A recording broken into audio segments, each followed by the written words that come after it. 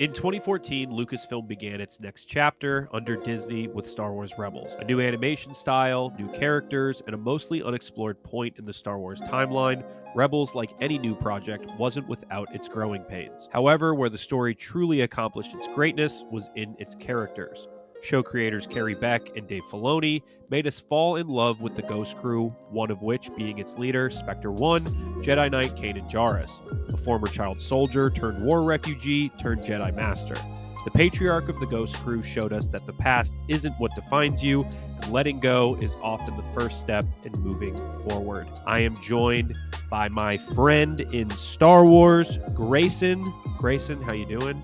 I'm doing great. That was a beautiful entrance into my personal favorite Star Wars character of all time, rivaled only by maybe some Legends characters. Do you want to tell the people which scene we are doing specifically? Begrudgingly, sadly, but yes, I would love to. This is, of course, the very end of Jedi Knight. It is, I would properly call it Caleb Doom's sacrifice. But it is Kanan's death. But yeah, I am very excited to possibly kind of break down all of Kanan's facets, but I think this scene, like we have said before, is kind of a culmination of it is the centrifuge of where Kanan's journey, both past and future, kind of collide. But I'm very excited to be here and break this down. When you see Kanan, do you view him as Kanan or as Caleb?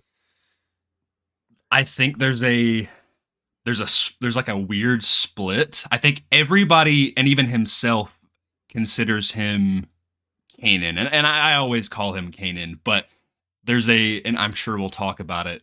This is even another scene that might be worth talking down in the future, but there is a certain point when he cuts his hair, when he has his shorter hair and shaves his beard and removes his mask, like that's him going back fully to being Caleb Doom Jedi. Yeah. You know? Yeah. But I like that he kind of has that, like, they're not like two separate entities, they're one person. It's just accepting that past form of himself. But I call him Kanan. He's right there. Yeah. I guess that's interesting to think about, is like, maybe for me, the points where now that I'm thinking about the separation between the two, and I guess there's not really a separation, but just the two titles of Caleb and Kanan, maybe when it's more of a spiritual or there's the Force mysticism that's going on with Kanan, that I think that might fall into the Caleb Doom category for me. And then everything Kanan is kind of the persona that he builds, obviously after Order 66 and living on his own and taking up the name Kanan Jarrus. But like I said, the more spiritual aspects and scenes and moments that we see where honestly Kanan, kind of like this, is finding himself, I would put under the Caleb Doom category. And maybe we might be jumping the gun here, but with the difference or the separation between the two titles of Caleb and Kanan, we'll see here, like you said, this is kind of the culmination of a lot of, I mean, literally the culmination, the end of Kanan's story. But it's all based on self-identity and finding yourself. And he does kind of flip between not necessarily like he has a split personality or how people refer to like Anakin and Vader, but he does wrestle with his own identity of being a master and being the leader of the Ghost Crew and being a Jedi and not being or even does he claim to be a Jedi because he didn't have the same amount of training that everybody else did? I mean, there's a lot of self-doubt within himself. And then, in this specific scene is so intrinsic to his love for Hera. And whether she loves him back or not, this entire scene is a crux for seeing like what their life, seeing if there could be a life for them post rebellion, and you see a lot like that. And I really picked up on this in kind of my second quick, trickle viewing of Rebels recently, that Kanan is not exactly the most gung ho about joining the rebellion. You know, No. he wants to help the little guy. He wants to do the right thing, but joining this militarized organization and fighting the Empire head on is not necessarily something that calls to him. You know, whereas Hera, you know, she's this general, she's this mother figure. She is rebellion is in her blood with with her with being a Syndulla, and that's where kind of him and her contrast and sometimes butt heads in a way. But I have a note here that Kanan ends up finding the solutions to answers or finding the right answer in the most unexpected of ways. Yeah. That's kind of Kanan's MO, that he doesn't, and I that to me, and I'll just go and put this out here, that I think Kanan is one of the most underrated and greatest Jedi of all time for that exact same reason. Connor and Seth on Beyond the Dune Sea, they like to refer to the scene that you previously did with Connor, where sometimes there are other ways than just fighting, right? And Kanan is a very good exemplification of that. Now, of course, he doesn't go without swinging his lightsaber or shooting a blaster from time to time, but it's never like, I'm just going to go head on and fight these people and not think about anything else. What comes first is the protection of his family. And that's a big center point for his character, is the fear of not being able to protect them, or furthermore losing them in the process. That's something that's dealt very early on in the show with the Grand Inquisitor, and then Ezra, and things like that. It's just, that is a deep rooted part of Kanan because of what his master did for him, Yeah. and feeling like he failed her. So this is kind of a beautiful mirror point to that. Yeah, like when the Grand Inquisitor, when he's torturing him, and he's like, "What was the last word your master said?" Yeah. And Kanan's like, "Run," and that guilt that he has, almost. I mean, it is kind of that. You look at this group of Jedi that survived the Purge, Hmm. that were Padawans at the time or younger, and then are now living in this time of rebellion. You've got Ahsoka, you've got Kanan, you've got Cal. Even you can kind of throw Obi-Wan in that group, just because of the survivor's guilt sort of Yeah. feeling of all of that, where especially like we saw in the first season of Ahsoka, of you can't move forward without letting go of that guilt. Hmm. I love when, honestly, the thing that I love most for Kanan, there's two instances. It's when he is training on when he's training in the temple on Lothal, when they're like, Hmm. "Oh, let's go talk to Yoda. We're going to need advice about this." And Yeah. then he sees the temple guards, and then obviously the one is revealed to be the Grand Inquisitor. Yeah. But there's so many times where the second he stops fighting with his weapon is when he is knighted as Jedi Yeah. Knight by the Grand Inquisitor.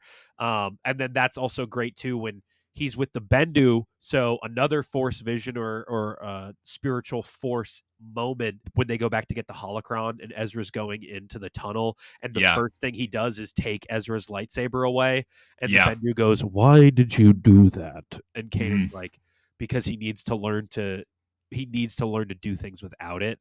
Yeah. It's such a great moment, because at that point, Kanan's kind of already at the end of his story when he's Hmm. doing all of that with the Bendu and everything with Maul.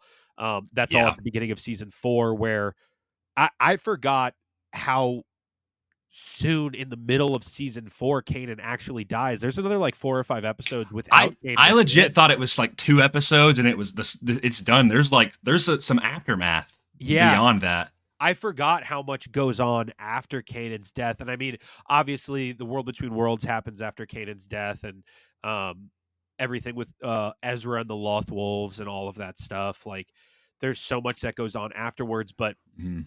there are so many points where it's so funny that you say that about the weapon, where literally every time Kanan has to take a step forward, it's by just, okay, I'm going to let this happen. It's crazy. The let go is what moves him forward in so many moments throughout his story. Yeah, you're absolutely right. It happens like all throughout the show. And even in this scene that we break down here, he doesn't even have his lightsaber. He loses his lightsaber in Yep. this moment, and it's just him and the Force. What gravitates me to Kanan so much is he is so in tune with the Force. You know, like that. I think that is from his connection to the Loth Wolves, to stuff with, you know, some Mortis stuff possibly going on there, the Jedi Temple on Lothal, and his trials that happen throughout the show with the Bendu. And then in the future, like what we see with not only Ezra's sacrifice to stop Thrawn, but then also the effects in Ahsoka, where Yeah. with Jason and that those sort of connections, and also like we still feel the effects of that. I think so many fans want to try to understand the Force, and yes, we have things that we want to understand and things like that, and there's things that we do, but like Kanan feels like one of those characters that the Force like had a destiny and a purpose for him, and it was all about acceptance, and he knew that, right? Like it was weird, like the Force took this kid, this just like this random kid, and turned him into something that was so crucial, not just in the Force, but for the entire galaxy. I believe it's from The Last Padawan, those Kanan comics, Yeah, where Kanan initially is chosen by Depa Billaba to be her apprentice. It's funny, he's described as this inquisitive, which is funny to use that word when his greatest enemy is the Inquisitors during inquisitive. this Yeah, time, that he was inquisitive. But I always love that was just like a weird nod yeah, to all of that, of like, no, he should, Mace Windu didn't like him mm-hmm. because he asked too many questions. He was too inquisitive, but like goes on to fight them later on. Yeah, But when I believe it's Obi-Wan, Depa Billaba, and I believe Mace Windu is standing there as well, and they're showing them how the holograms work when the Jedi send out a message to the entire yeah, to all Jedi, and Kanan, young Padawan Kanan goes, "Is there a way that you can alter that message after it's been sent?" And then mm, literally months later, that's what Obi-Wan uses to yeah, alter the message to tell all of them, do not come back to the Jedi Temple. This yeah, is a trap. I love that, especially because Kanan's guilt starts with Order 66 of, I couldn't save my master.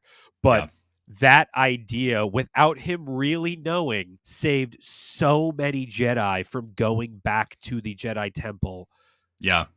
and Obi-Wan sending that out of, hey, do not come back here, without him being inquisitive and asking that question and planting that seed. Obi-Wan wouldn't have been able to send that message. Should I give some, for people who may not remember, like give some context to the scene? Yeah, go ahead, go for it. Okay. Basically, Hera gets captured in a previous episode. The Empire is currently working with Thrawn on the TIE Defender project, which is one of the top projects other than Project Stardust. Tarkin mentions this. And so the rebels on Lothal are really trying to kind of hammer down on that because these TIE Defenders are mean business. But Hera gets captured, and the rebels decide they've got to make a plan to get her back. And that is kind of how this episode opens with Kanan pondering, like there's a lot happening here, but it kind of leads to this end moment where he gets her back, and they're trying to figure out their relationship, if he has feelings for her, if he does love her. And yeah, that's basically the gist of what leads to this scene. And then we can talk a little bit more about what happens directly before this, with like you said, about him taking off his mask and shaving his beard Yeah, and cutting his hair. yeah. But let's kick this off. I know what to say now. I love you. Must be the truth serum talking. No, it's me. All me.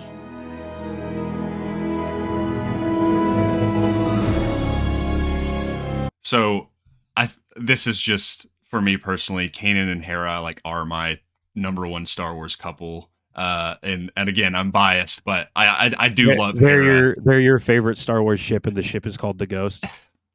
You know what's funny? I do think the Ghost is my favorite ship as well. Whoa! I love the Ghost, dude. I think it's such a cool ship. Is it a VCX something? Whatever. I've got my little Phantom right here with Thrawn and Kanan. on Hey, it. there you A go. little chopper on it too. This is the only Lego set I own. I got it at Celebration.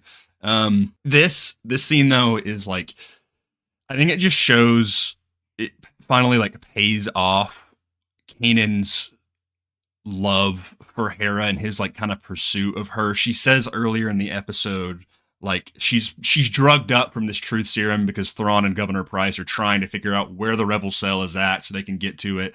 And so while Kanan busts her out of prison, Hera is talking about like throughout as he's trying to get her out and she's super loopy.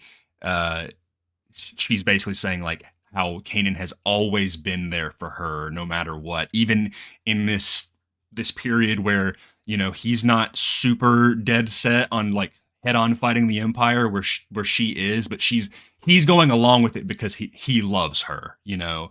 And I think he's at this point, he is too afraid to say that unless she says it first, because he's afraid it could all come tumbling down. And you know, it's from the season 1 that they're set up to be, you know, a couple in some way or another. But they don't ever strictly address it, but they're clearly like the mom and dad. He just wants to know that she is receptive to everything he has done for her. And even this moment, and, you know, finally she's kind of lets go of her fear of saying like, I love you.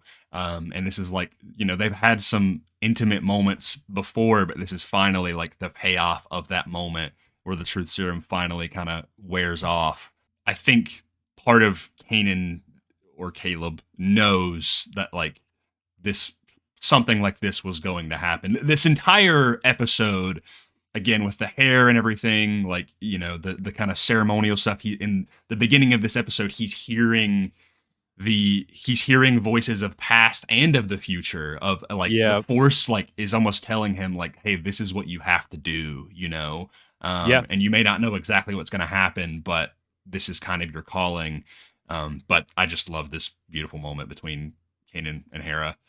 Yeah, no, it's fantastic. It's also great too because, I mean, it's kind of a comical thing that Hera is loopy because of the truth serum. But what I love here is right before, and obviously we'll watch it later on in the scene because it's the main part of the scene, is when Kanan gets his vision back. But the regaining of clarity, that is kind of a motif throughout all of this, like where Hera is, like she says, she's like, no, it's me, it's all me, it's not the loopiness of the truth serum. There's nothing else that's forcing me to say this other than my own clarity and decision making. This is my choice to tell you the way that I feel. And it goes back to the whole Bendu thing of when Kanan says, I can't see anything, and the Bendu says, you are unwilling, you need to look inward. It's that same thing of Hera, where yes, it is comedy where she's loopy, she's a little bit drugged up, and she feels that way almost like she had one too many drinks, right? And she's spilling her guts over it. But the clarity of all of that wiping away, and then being so focused of mind to be able to get to that point where she says it to Kanan. Also, too, there's a point earlier in this episode where Kanan, he says, he's like, Hera, I've got to tell you something, but gets cut off. And then gets cut off, and also stops himself because he's like, maybe it's just, he even says here, it's like, it's just the truth serum. Like, would she even remember if I tell her this? But he knows he has to say all of this to her at this point.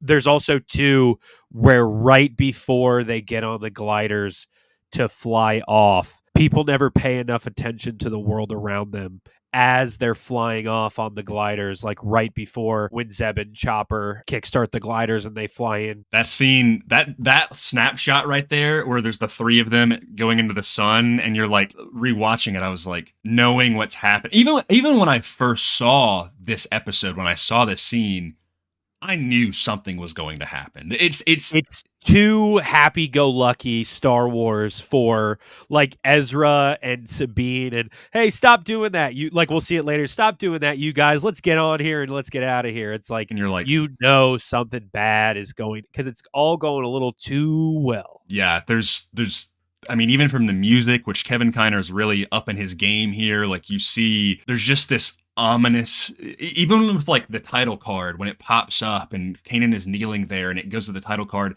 it kind of has this like somber theme, and you're like, Yeah. something's not right, you know, something is amiss. Hey, enough of that. Time to go.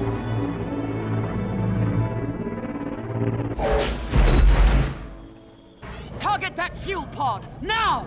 But sir, the fuel! I gave you a direct order.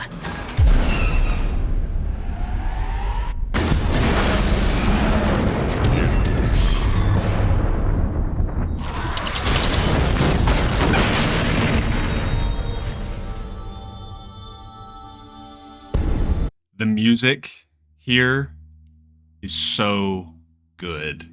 Isn't it the same, or at least a play on the music that's happening in Twilight of the Apprentice on Malachor? I think so. There's like that echoing of the like chanting.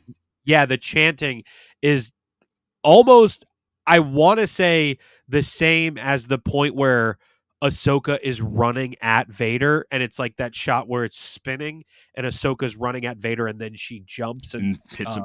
Yeah, Yeah. It's like almost exactly the same in that moment. I'm pretty sure. It's like this theme that Kanan uses for like these really big moments in the Force, you know, which we literally make sense with later on with the World Between Worlds, where this is one of those portals, right? And with Ahsoka hitting Vader is one of those portals, you know. It's Dave and Carrie Beck and all of the creators clearly knew there was something intrinsic with the Force happening here, and kind of like these strings of fate. But the music here, like, it gives me goosebumps every time.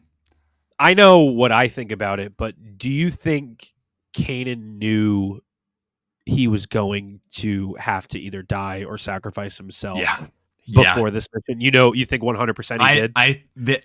From him, you know, cutting his hair, shaving his beard, sitting there just in that like, it's like the southern hemisphere of the of Lothal. It was like with the paintings and everything. He's hearing voices in the beginning of the episode and everything. Like, there is something in the Force calling to him, and he knows it. Like, and I don't know if he knows like specifically what's going to happen right here, but I think he knows he is ready at this moment to do whatever it takes to protect his family. And that is something that is from the very beginning. I remembered when I first saw Rebels, I remember thinking back, like, oh, Kanan was not as selfless as he was, but he has always been the type of person to make the sacrifice play. He does it multiple times throughout the show, and this is one of those things where, like, maybe it's him possibly making amends for what happened with his master, but like, it clearly shows his love for his family. And I think another reason why Kanan is one of my favorites in this specific moment is because Kanan is the ultimate exemplification of a Jedi who loves and can still cling to the light side of the Force, you know? Yep. And I know that's a debate. I think we're seeing more of that with, I don't want to give spoilers for Jedi Survivor. If you haven't played or watched Jedi Survivor, feel free to skip a little bit ahead or pause right here. But we're seeing that with Cal and Marin. But Cal's love for his family is driving him more to the dark, whereas Kanan is someone who he is willingly open to just sacrifice himself at any moment he needs to, you know? What that reminds me of, and it's funny because I literally just got this in the mail maybe 2 days ago. Okay. Have you ever read the Jedi Path book? No, I'm thinking about getting it. So I've really enjoyed it so far. It is technically Legends now. Yeah. It's funny you talk about that with the whole perspective of a Jedi that loves and embraces that rather than just throws any sort of love into the bucket of attachment, and attachment is bad. Literally within the first couple of pages, it talks about the Jedi Code. Mm-hmm. Like, that's how the book starts off.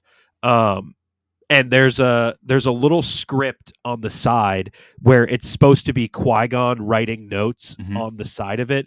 And it says, if the living Force engenders compassion, eventually even love, I do not feel these are a detriment despite the precepts of the code. Qui-Gon Jinn. Like, there's so many great parts of Kanan's character, and the one thing that he's always scared of, the fear when he's speaking to the Bendu and there's all those spiders, it's fear, grief, anger. That's how they see me. That's how I see myself. Yeah. That's such a great line, because as much as it is fear of loss, and you can talk about Anakin, you can talk about Ahsoka, you can talk about any of those Jedi in terms of their attachment, but Kanan is simultaneously pushed by his fear of losing the ones he loves Yep. and protecting them at the same time, and those two things are intertwined. Yep. The reason why I pulled up this part of the screenshot is, and the reason why I asked you if you thought that he knew, is because when Ezra is like, okay, let's get ready to go, Kanan's the one who steps first, like, hey, this is the end of the mission, like maybe it'll be another time where I sacrifice myself, I know I'm ready to go. But it is just funny that, and at this point he's blind too, and I know through the Force he can see better than anybody else, but he's the one who steps first onto the Empire version of the helicopter that they fly around off, and then when he looks back and understands what's going on, that's when he steps first to sacrifice himself. I just think it's such a fun, like, little choice, and I don't know, I would assume that, I mean, he literally just takes a step forward, and me as a Star Wars fan will be like, what does that step forward mean? He's just taking a step forward. Right. But for me, it's funny that he's the first person to step forward, because much like Luke at the end of Return of the Jedi, I feel like Luke didn't, as much as he was ready to sacrifice himself, he gets electrocuted by Palpatine. He doesn't necessarily want to die. Yeah. And I feel like that's the same thing here with Kanan, but that wrestling of, I will die, but I don't want to save my family, is like the perfect message for who Kanan is as a character. Yeah. I mean, I think in this, I mean, he just got done embracing Hera and them declaring their love for one another. I think he knows something is happening, and I know through the will of the Force and what's going on with the Loth Wolves, like that's why he goes back into his kind of Caleb Doom, spirit. I want to say, like, he's not just like, I'm going to call myself Caleb Doom now, like, but he's reverting back to that. But I think he takes that step forward because he's like, oh, well, maybe this is it, like. But then as soon as that shot goes off of that AT-AT, he immediately runs to just... He knows exactly what he's doing. He goes head first into the fire, quite literally. And I think that's something that, like, Kanan is one of those characters that, like, I genuinely think if I did not witness what he goes through, like, I wouldn't be the same person. Like, I'm not kidding. He's one of those characters up there with, like, Spider-Man and Superman, where, like, they affect me on such a deep level that, like, it's interesting. I think Connor did this as well, but I bring a little bit of my faith into it as well. It's funny that we are recording this on Good Friday. Which is, that's a sacrifice right there. And I think I'm naturally drawn to characters that are willing to sacrifice themselves, because it's something that I think in all scenarios is kind of the embodiment of doing the right thing. And I mean, the ultimate thing you can do for someone that you truly, truly love. Two things I'll bring up there is, one, literally Kanan's name, Kanan, from the Canaanites in the Bible, the community that was thought to be wiped out. But then later you see that after the purge of that species or that race of people, they still persist and they're still around, just like Kanan with the Jedi. That's true. Just like Kanan with the Jedi, but also just his persistence of, not to quote Rocky, but the how hard you can hit but still continue to get back up. The perseverance that he has of all of those times where you see him throughout the show thinking he's at his lowest point, but then gets back up and continues to fight all the way through. I mean, literally, that's what the Loth Wolves say to Ezra in the next episode of danger, and then Ezra's like, what do you want me to do? And then he looks, and then the white Loth Wolf looks at Ezra and is just like, fight. And he says it to Ezra, and Ezra has to understand what he's going to do in that moment. Obviously they go to the Jedi Temple next, but I believe it's in season 2. It's at one point where I was rewatching. It's before Kanan loses his vision, but there's a point where, and it's just so, the best parts of Star Wars to me are the lines where the foreshadowing comes into play. Yeah. Of, you don't know it at the time, but then you go back and watch and you're like, of course that was the line there. Yeah. Of Kanan, I forget who's in an argument with, but when he says, "When I saw innocents harmed, I knew I had the power to do something about it. I couldn't just watch it all burn down around me." Mm-hmm. And that's literally engulfed in flames at this point, sacrificing himself. Of, I physically could not do something. I physically could not do something Yeah. about it, where I have to engage, I have to jump into the fire because I did not want to see innocents harmed. Mm-hmm. Here he does not want to see his family perish in this way. And that's another interesting thing that I think is super cool is, and I didn't pick up on that really because I was in such grief, 6-7 years ago when this happened, but like through what Kanan is about to do completely derails the TIE Defender project. And Hera says, the thing that I'll miss about Kanan the most is that he would always be able to find the solution to things, even if they weren't in the ways you would expect. And this is one of those moments where it's like, this is not like they're constantly trying to take down this TIE Defender program, right? And this is not the way you would expect it to go. But through his sacrifice, not only does he save like his lover and basically his two children and his Padawan, but takes out a crucial piece of the Empire that, if this did not happen, it makes you think, like, could things have gone down differently? They would have had these TIE Defenders running around, and the Death Star, the attack on that and the New Hope probably wouldn't have gone as well as it did.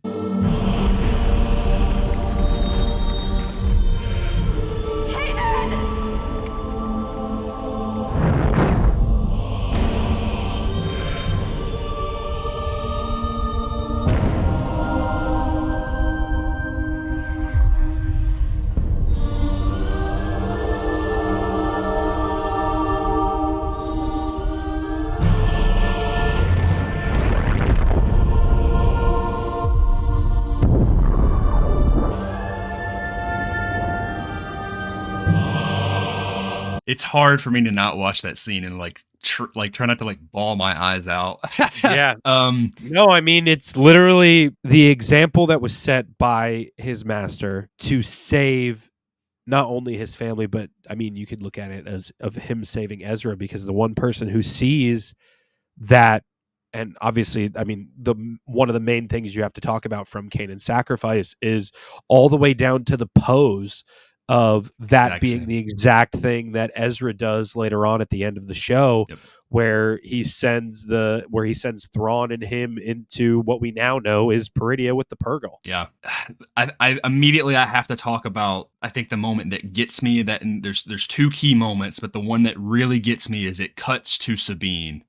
And Sabine is flying away, and she's clear, like she's wiping her tears. And she wipes her tears, and yeah. And I don't know why that specific shot, it's just, it makes it hit. I mean, obviously, like Ezra and Hera, but it's like to show the effects of that, and we see a little bit more in the beginning of the next episode as well, where Sabine immediately lands the ship, you throws the helmet and screams, and Zeb is like, what's going on? And Sabine just blows past him, which, again, and seeing stuff like that really makes me appreciate like how her character acts in Ahsoka, where she is very like, I'm like, wow, okay, like I forgot how emotional Sabine can be.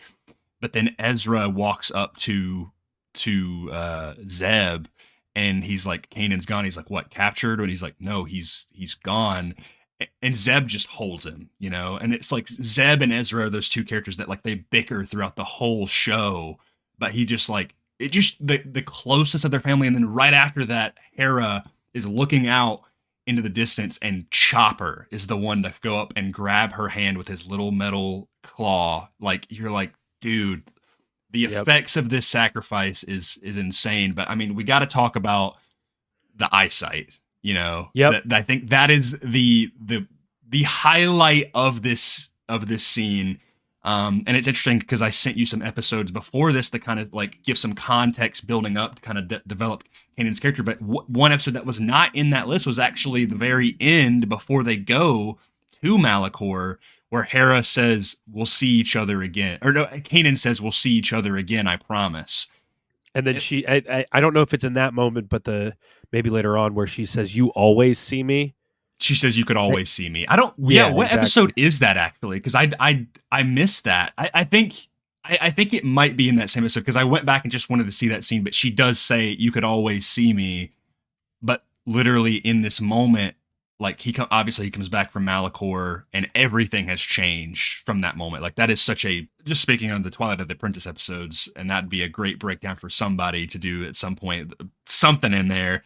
Yeah. Is such a shift for that show, and especially for Kanan being blinded. Like he blames himself for what happened with Ahsoka and everything, and then he kind of make amends with a bit the Bindu and everything. But the fact that he runs forward, he holds the fire and the fuel of, I mean, this explosion is massive. And it's cracking around him too. Like he's holding all of that off. Around, there's points where you can see that it's literally engulfing him, and up from under him too. Mhm. The cracks in the dome are all like. Look, there's I think I counted it. There's 3 large booms that happened. Yeah. Like they made it a point where like he did not survive. What Yeah. And I always kind of point to Kanan's death when people are like, you know, oh, could this character live? And I was like, well, Kanan is one of those characters that they made sure to let you know he's dead. And I always describe Kanan as this lightning in a bottle character for me, where I'd say out of a lot of characters, he has pretty minimal content. Like he has a comic, he has a TV show, and he has a book. And that's it. Yep. You know? And they haven't really done anything with him since, other than, you know, a little bit in Bad Batch. And I've always kind of loved that, where people, when Ahsoka was coming out, people were like, oh, do you want Kanan to come back as a Force ghost? Do you want him to be in a flashback? And I was like, as the self-proclaimed #1 Kanan Jarrus fan that I am, no, I don't. Yeah. Because what happens here in this show is so powerful. That being said, I do like his little line in Rise of Skywalker. I think that's really cool. But say what you will. Reserve your thoughts. But I love that. I love that line. But yeah, like, I mean, this explosion, it is a fuel explosion. It's not just regular fire. This is a combustion reaction of all of this entire refinery. And it's cool. Like, he's not like afraid in this scene. He's just like, there's no tears coming down. You said earlier, it's acceptance, right? He's already, I think, accepted that something like this was going to happen. Maybe he's accepted this for years at this point, that he knows one day he's going to have to do this. And maybe that's why he's so adamant on just wanting to hear at least one time from Hera that she loved him. And that moment is like enough to send him running into the flames, containing it.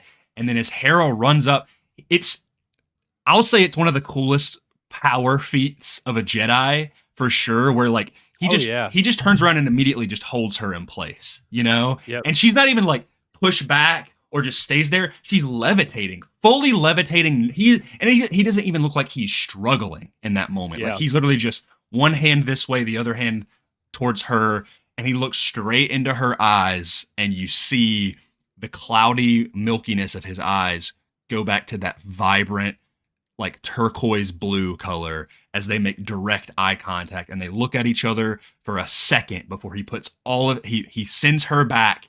I guess he did that a little bit before, and then he puts all of his power into just pushing this ship as far away as possible from this explosion. I mean, it's just so good. Like, I don't know. It truly is one of the greatest moments in all of Star Wars media. Yeah. And you'd be hard pressed to find somebody who doesn't agree with it. I mean, there are people who Everyone's got their opinions. look, there are other people who are like, oh, it's a cartoon, it's animation. Like, obviously, like, oh, why would I watch that? It's a kid's show. Mhm. But like, when you watch something like this and you watch the sacrifice that's made, the ultimate sacrifice, and then you look at the story of the character and you delve even deeper into it, of look, his master did the same thing, and his entire life he had that same grief. What an honor to relinquish the guilt in such a way where he gets to do the same thing and let his family, his apprentice live, his student live the same way that his master did for him. And his You know what I mean? unborn child. I know it's not as in depth as something like I Am a Jedi, like my father before me, also right here. Amazing scene, also one of my favorites. But like, I think Star Wars has time to shine in these little moments. Especially, this is not even film. This is a TV show for Disney XD that came out roughly 10 years ago. You know, Yeah. in a weird animation style that not a lot of people like. That's, you know, not your Clone Wars Bad Batch, like high fidelity. Like Rebels is highly experimental, but like going back and watching this scene, watching these other scenes, kind of setting up Kanan's character again. Because I'll be honest, it's been a long time since I've watched Rebels. I'm not someone who really rewatches things a lot, just because I feel like I could be watching something new, you know, or I could be reading something new or whatever. But like going back, I'm like, wow, it has been a while. But I think Rebels is something truly special. And like, not even like to kind of segue off from this scene specifically, like my love for Kanan and this scene has really made me love Ezra that much more. Like going back and watching season 1, I know there was a lot of complaints in season 1 with Ezra being, you know, like he's like the token annoying kid. You've got your Omega. Yeah, he does have that like quippy young teenage, like early teen vibes. Yeah. The one thing I'll always bring up that I've talked about it with Connor, of like the thing that the only one instance that takes me out of Return of the Jedi's final battle, which is my favorite battle in all of Star Wars. But another one of my favorite moments in all of Star Wars is Twilight of the Apprentice. The one thing that will always take me out is when Vader is standing over Ezra, and he I forget what Vader says to him, but Ezra looks back up at him. He's like, "You're smart. Figure it out." Did you? So this is interesting. I picked up on this. Did you know that is a parallel to Kanan? Really? Kanan says that to the Grand Inquisitor in the end of season 1. Really? Kanan, before he gets captured by the Grand Inquisitor, he says very confidently, "You're smart. Figure it out." And Ezra is doing that, quaking in his boots in front of Vader. Like, not even because Ezra heard that, just because he is becoming so much like his master. Like Ezra loves Kanan. Like that. I mean, they have his dad. He's his dad. That's his dad. And so picking up on that, I was like, when Kanan said that to the Inquisitor, going back, I was like, wait, doesn't Ezra say that to Vader? And sure enough, he does. Whoa, I didn't know that. It's really cool going back. It blows my mind a little bit. Yeah. Like, because I've always been like, ugh, like it's a quippy, like, yeah, this 14-year-old kid, he's just gonna like, "You're smart, figure it out," like that kind of the Bart Simpson line. But that's so crazy that that makes talking about Kanan here, like that brings me so much more clarity on that, of like I've see past it. Kanan is, you know, I will always reference this scene or not this scene, but this clip where when Rebels was coming out, Dave Filoni, they did a whole thing with a lot of the creators, and they were breaking down the different parts of the Ghost Crew. And Dave Filoni was like, "Yeah, I like to call Kanan the cowboy Jedi. You know, like he's kind of a roughie and he's a gunslinger, and he does like in the early seasons of the show." He uses his blaster a lot more. He's always got a blaster. I mean, right before this, Hera takes his blaster and shoots what's her name. Yeah. And then you'll notice, obviously, Kanan's lightsaber has got the detachable emitter. Seasons 1 and 2, it's always detached. But season 3, and the Grand Inquisitor says something like, "You're so much of a coward, you won't even have your lightsaber fully on display for people." And again, that's like another thing of Kanan's like fear of being hidden. And like in this, he is full Jedi Knight Kanan Jarrus, right? Where Jedi Knight Caleb Doom, where like, I mean, and that's what I think is I think the hairstyle and everything like that is him fully accepting his Caleb Doom persona once again of like, I'm a Jedi, you know. I think Kanan, I always view him as like he goes from more like of a cowboy to like a samurai, you know, where like his like in those later seasons, even up to this episode right here where he dies, the opening thing is he is kneeling, he is just meditating, and he does that a lot. Whereas that's not really Kanan early on, like now as he begins to train Ezra and things, he does start to kind of fulfill that. But like opening Kanan Jarrus, he's whipping his gun and we're about to let everybody in on the secret, kid. I love it. Yeah. Love that. That's another one of my favorite scenes. But I think the biggest thing that you see with Kanan getting his eyesight back is you talk about the clarity. You talk about there's the Bendu line, and I'm just going to keep saying it. I can't see anything that when Kanan says that, and you are unwilling. And then there's the line that the Bendu says to him, if you can see yourself, you will never truly be blind. Yep. It's so here in this moment, there's a few things that you could refer to as the yourself, right? You could see him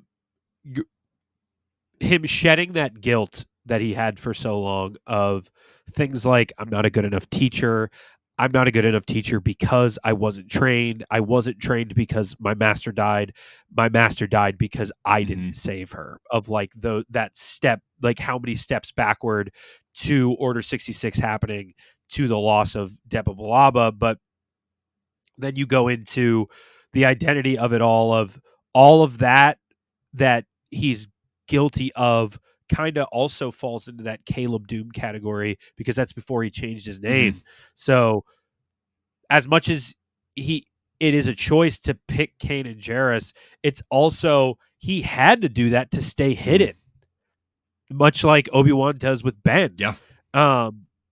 He has to do that. He is physically forced to change who he is. And in this moment where he gains that clarity, you could talk about the merging of Kanan and Caleb Doom, and maybe not even so much of a merging but him realizing it's all me in that moment. And the other thing too is look inside yourself, the yourself being his heart, being his family that's right in front of him, which is what he gets to see finally at the end of, okay, I'm going to sacrifice myself in this moment for my family. I'm going to look inward, and this selfless act, because what I truly am is someone who loves my family. Then being able to look back in that clarity once again of regaining his eyesight, physically regaining from going blind to now you can see the last thing he sees is his family. There's a line, I think it paints a very nice picture with what you said, where when Ezra in the very next episode is talking to spirit of Caleb Doom, of Kanan Jarrus, where there is literally a Lothwolf named Doom with the same last name, has on his forehead the same symbol that was on Kanan's pauldron. Doom tells Ezra to go back to the temple, right? Obviously, he's going to bring Ahsoka, and he says, "Restore past, redeem future." Exactly. And I think that's like a direct, like when I hear Doom saying that to Ezra, it feels like Kanan is like, you need to continue what I just did. You've got to, restore past, that's what he's doing. He's restoring the past of that sacrifice, right? Of saving what he could not and that is what his ultimate fear is. And then redeeming the future. And you get into some weird stuff there where you start thinking about what we've seen in Ahsoka now they drop this Mortis tablet right in front of him. And you're like, what's going on with that? Like, is Kanan sacrifice like what he did, and then Doom instructing Ezra, possibly feeling the effects of that all the way to Ahsoka, and maybe what she does in season 2 with Balin and Mort. I don't know. It's just to see that connection, is something that I'm like, his legacy is enough for me. Where like they don't need here's a Force Ghost, man. Here's a Force Ghost, and I think I believe it's one of the episodes towards the end, there is a point where Hera is standing there and Kanan's spirit touches her shoulder, but it's they kind of play it as like, is that really his Force Ghost? Like, is it just more of like she feels him within the Force? And I think too, something that isn't talked about enough is literally just the line. I mean, it's in almost every Star Wars media of Mhm. the Force will be with you always. In just thinking of Kanan, but you could think about this with Kenobi or anybody who dies and becomes one with the Force. You talk about Kanan putting his hand on Hera's shoulder and like, is that really him? Regardless of it being in the essence of it being a Force ghost, the Force is around her, and he is now one with the Force because of that sacrifice. Yep. So you could take the Force out and put any of the people that are now one with the Force Mhm. into that slot, and Kanan will be with you always. Yeah. Same thing. Kenobi will be with you always. Yoda will be with you always. You could do that a lot, and I mean, it goes back to I pulled up the Jedi Path earlier. Part of the code is there is no death, there is only the Force. Of being a part of that. I mean, and which brings me to I think my favorite quote from Kanan here. Um, it's before the Grand Inquisitor is defeated. I think I know exactly what you were about to say. At one point, he says, "No, because I have nothing left to fear." Because he thinks Ezra's dead, but then right after that, he said, like later on, he says, "You're right. I was a coward, but now I know there's something stronger than fear: the That's Force." it. That's literally the first quote that I have written down. That's my all-time favorite Kanan quote because it's so early on in his story, but it sets up everything he does from that point forward. Of he gets that realization, and there are times where he falls. I mean, he's not perfect, and that's part of being human. Which Kanan's humanity for all of this is so important to the character, obviously, and Mhm. that's why he's such a great character. But that sets every time he has another realization or another moment of clarity to keep using that. Yeah. It's always because he realizes he does not need to be scared. The Force, what's within him, is always going to be stronger than that fear. So Yeah. it's just so it's it's pure. It's literally what Star Wars is all about. Yep. There's two things: it's family and love overcoming fear, and both of those things are exactly what drives Kanan. Yeah, I have another quote right here that I think I'd forgotten about, but I think is exactly in that same theme. But now I have a chance to change things. I won't let him lose his way, not like I did. Yeah. And I will say that like in the A New Dawn book, he does talk about that in the period, like he's actually struggled a little bit with like alcoholism, Yeah. and like He just he drives himself off and drinks his Mhm. days away because he doesn't want to deal with it. That's one of the only points in Star Wars where I feel like alcoholism like that is such a predominant part of somebody's story. Yeah. I mean, it like you think about. There's only one other character in Legends, and I think it's funny. I always akin Kanan to he's a canon version of combining Kyle Katarn with Ram Koda, and you put them into one because Ram Koda goes blind and starts to like becomes an alcoholic, and that's after Starkiller blinds him. But then he becomes this like awesome Jedi master, and then Kyle Katarn, which is funny because Kyle is kind of like this cowboy Han Solo type Jedi Yeah. character that, funnily enough, Jan Orr's his love interest is voiced by Vanessa Marshall, who voices Hera. So I'm always like, okay, Dave Yep. knew what he was doing right there. So when I someone mean, asks me, all like, the way down to the character design between the two of them. Like, if you're going to pick Yeah. two characters who literally look just, eerily similar, it's like, yeah, you can Yeah. see. yeah. But yeah, his like he goes through a pretty he does lose his way for a while, and the show it's a kids show. They don't talk about that stuff as much, and that's fine. But I think when you start to the context clues give you enough to be like, oh wow, like he did kind of go, he went through it for a little bit. Look, I don't want Kanan to return as a Force ghost, but there is that like the selfishness of like now that we're seeing Ezra in live action of like it would be awesome. Like there would it wouldn't be I would not be able to not cry or tear up seeing Ezra speak to Kanan's Force Ghost, being that it was so long and then the sacrifice of it all. I would be in tears, but I don't want it to happen because it would, for me, tarnish the story. I think the only way as a Kanan fan that I would be okay with kind of something like that is, I mean, speaking on the future content, I really want Ezra to train Jason, you know? And I worry if Ezra is going to follow in his master's footsteps, if this is going to be a chain link thing, like is Ezra going to ultimately make this grand sacrifice for Jason or Hera or whoever?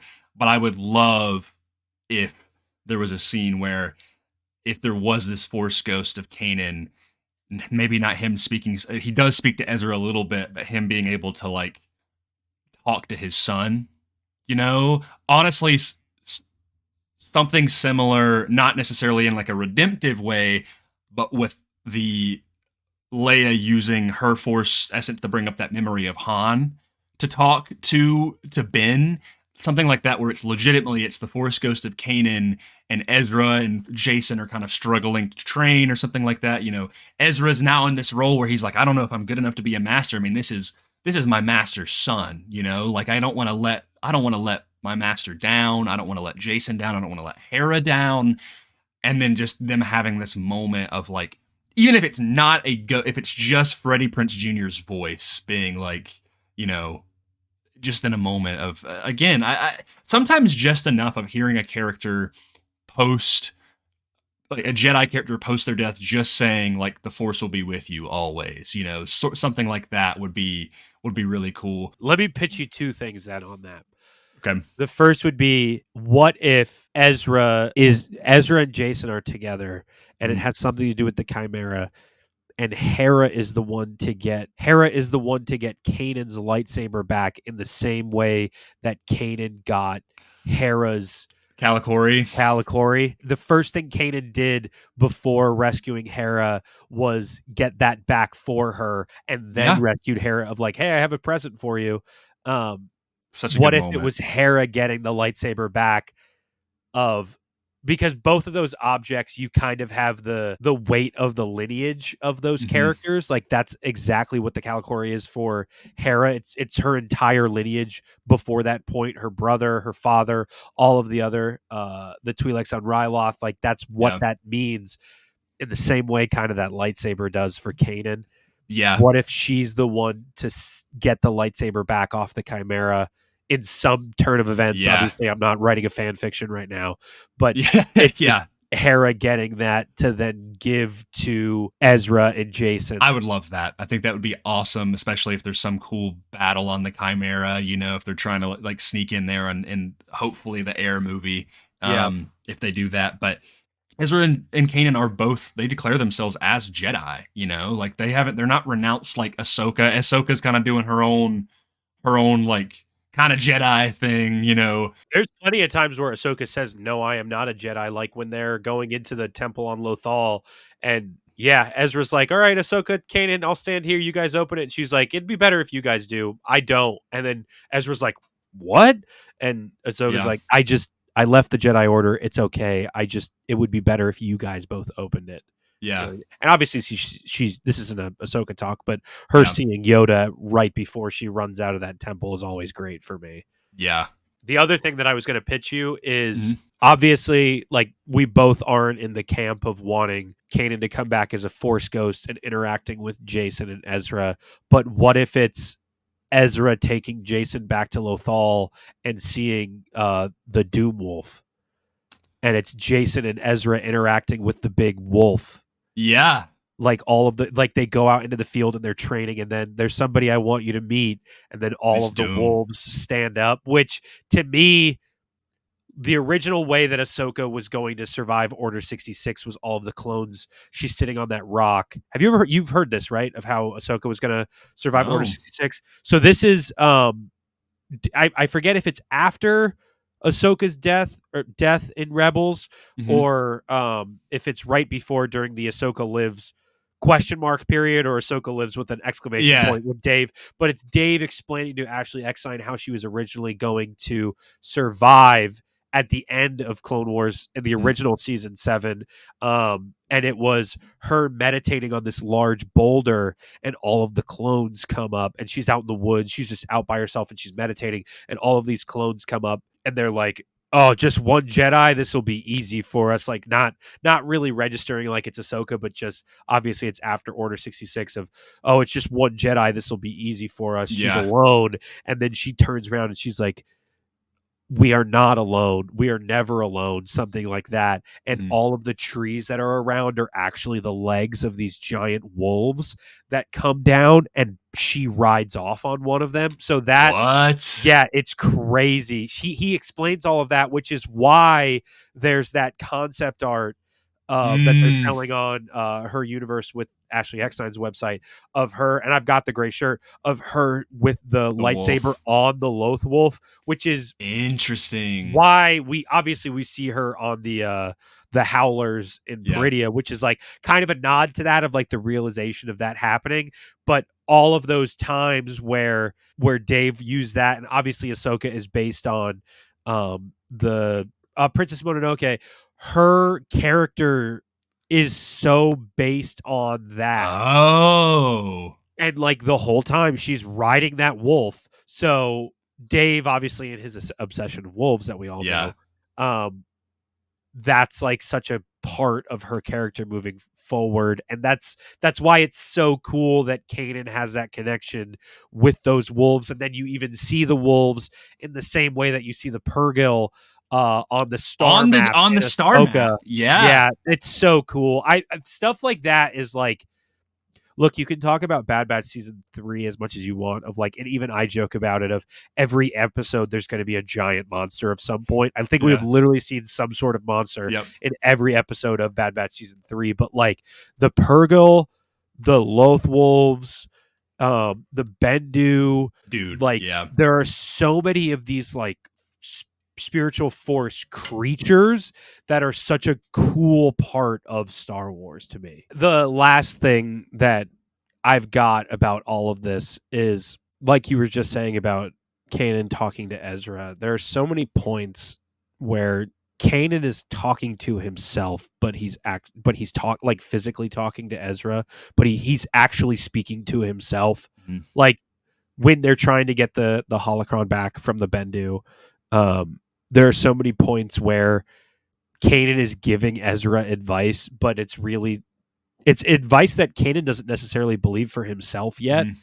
Mhm. Like there's a point where it's obviously like right before that, Ezra has the whole thing with messing up that mission, and he gets Hera drops his rank, and Yep. Zeb does the thing of like, "Oh well, we should all be held accountable," and Hera's like, "Well, your loyalty is admirable, but Ezra's the one who has to take this on by himself." Yeah.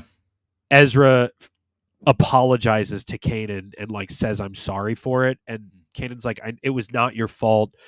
It's time for you to forgive yourself," Mhm. which is such a small line, and it's literally a throwaway line because he says that to Ezra and then turns his back and walks away. Mhm. Like there's so many points where Kanan is teaching himself at the same time that he is trying to teach Ezra. It's so good. You know what? It's so perfect. There's a little moment, and I might be reading way too much into it, but literally in that same scene, in that exact same thing you're talking about, Ezra says, maybe it's not the same scene. I'm drawing a blank, but Ezra says, like, in Kanan, "Thanks for coming back," and he says, "I always come back." I always come back. And you're like, you think about that could be like in a literal sense of him, he's always going to show up for his friends and his family, but it's like, no, he always bounces back, right? Like Yeah. he goes through the ebbs and flows. And I think it's another thing in characters that I love, is being able to see, like, you know, a character rise up and then get deconstructed, and then rise up and then get built back down to only become stronger and stronger and stronger. And again, we see in this scene, like, I really am trying to think in canon moments from the movies and in the shows, if we ever really see, maybe other than Luke in The Last Jedi, or maybe some like Vader stuff, a Jedi exhibiting such a strong power in the Force, where they are so in tune with the Force. I mean, if you really want to go for like a power scale thing, I think of Kenobi when he lifts all of those rocks at the end of the Kenobi series, And like where he just picks all of those rocks up. Like Mhm. that is such a show off of power. Yeah. That's out of everything that comes to mind, that's might be the only thing that It's I can think of. and what I love about all the scenes that we do show these power feats of specifically Jedi or light side users is it's always in moments where they are no longer afraid and they have fully accepted who they are as not only a Jedi but as themselves. And so in Kenobi, like that's when he's fully back as Jedi Master Obi-Wan Kenobi or Ben Kenobi. Same thing with Luke. He is fully back into being Jedi Master Luke Skywalker, you know? And this is I have always, and I'm biased, and there's someone gonna be like, oh my gosh, this dude he just loves Kanan Jarrus, bro. But, but I've always been like, in terms of Jedi, I've always viewed Kanan in terms of like canon characters of being like in the top 5 greatest Jedi of all time. Oh yeah, I completely agree. Of like, there's a lot of people who will say when you were like, oh, they're the best Jedi. Needs like power. There are people who will be like, yeah, there will people be like, well, what's your definition of a Jedi? Like Mhm. Obi-Wan Kenobi was a great Jedi, but Yoda was one of the best Jedi, but he was faulty of his ways at the end of right before Order 66. But like there's like a different sect where you can look at Kanan. I put Luke in that category. I put Qui-Gon in that category. Stuff like that. I honestly would put Ezra up there too. I put Ezra. I think Yeah. depending on what we see with the next of his character, I really think so as well. When I think of characters that are the embodiment of, when I say a Jedi, I mean a true Jedi, not dogmatic, fully one with the Force, will in the end of the day do the right thing. My 4 are Luke, Obi-Wan, Qui-Gon, Kanan. I put Ahsoka in mine. Then the people are like, but she's not a Jedi, bro. But yeah, but that's exactly what I'm saying of like, what's your definition of a Jedi? Like, can you be a Jedi without claiming the title? My Ahsoka does that. My thing is with Ahsoka is she is very, very adamant. Like she will enact vengeance. She says, I will avenge his death. And that's not a very like that's like the complete opposite of Luke throwing away his lightsaber, where he's like, no, I'm not gonna fight. Ahsoka's like, let's throw hands. Yeah, but in that moment, and this is a Kanan conversation, not his own conversation, but like in that moment, you say it's the exact opposite. What happens in that moment right after she does the thing that she wasn't supposed to do? She dies. Yeah, true. So like, true. But later on when she does throw away that saber and Anakin, that's the lesson learned. You have to fight. It's like, I choose to live. Mm-hmm. Yeah, so, you're right. That's true. If you had to show somebody why you loved Star Wars, would this be the one scene that you get the chance to? Oh, I forgot you were gonna. I should have known you were gonna ask this question. No. Okay. And I think I'll second Connor from your episode. There's so much writing on this scene that I think so much context is required for it, much like with I am a Jedi like my father before me. Now I think if there was someone to be like, hey, I'm not really into Star Wars, but like, and I don't really plan on watching it, but like, who's your favorite character? Like just, and I don't know why someone would care, like why they would pose that question, but I'll be like, oh, well, if you're not gonna watch Star Wars, but like, here is a moment. Like, and if you have the context, it is one of the most beautiful moments in all of Star Wars, at least to me. But honestly, like, if I had a kid or something like that, and I was thinking about it, like, if I were not to show Star Wars the movies, Rebels would honestly be a really good place where I would start showing a kid Star Wars. Like. I like that. I like that the family aspect. But I mean, at the end of the day, it's gonna be you just start with A New Hope. That's my take. But yeah. Grayson, thank you so much for being here. Thank you for having me, guys. If you liked this conversation, go subscribe to Mortis FM on YouTube. They're on Instagram. Grayson's on Instagram. They're all over the place. Go follow and sub everywhere. Like I said, if you liked this conversation, you can subscribe here. If you are not already, like this video.